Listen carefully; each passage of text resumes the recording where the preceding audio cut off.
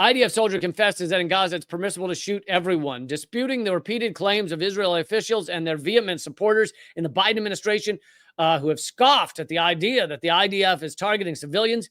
In-depth reporting on Monday based on the testimony of 6 soldiers described how they were encouraged to fire their weapons to relieve boredom and felt authorized to open fire on Palestinians virtually at will, including civilians. Here's a quote from them. They have total freedom of action.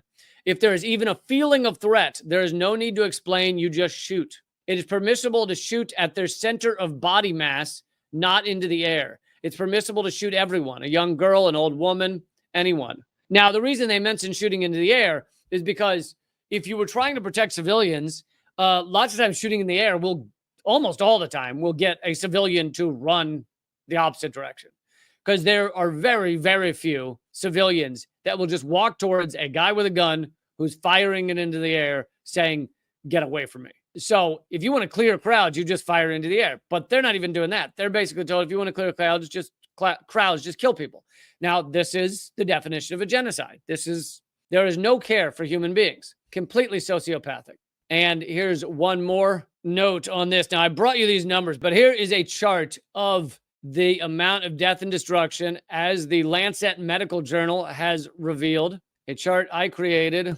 This is the deaths since October 7th, including October 7th, including the day of October 7th, according to Lancet Medical Journal.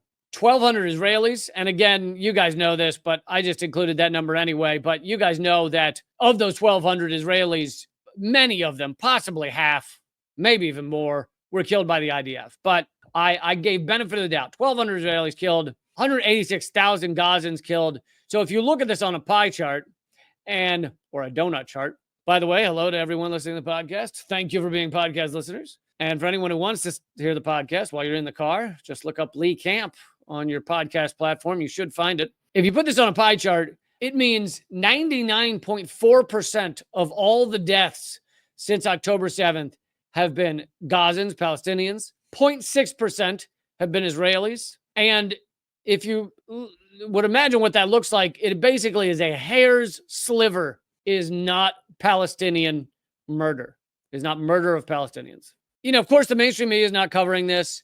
If they were to have this, if they were to give this the amount of coverage that they give to, say, Donald Trump, that they give to, say, Project 2025, the genocide would be the number one care of all humans, I think, if it were covered as much in the mainstream media.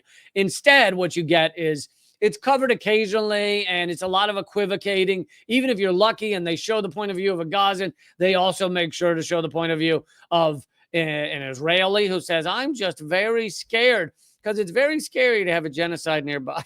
I mean, it's ridiculous to act like this is a equal debate, equal sides. Well, we'll give time to the scared Israelis and time to the scared Palestinians.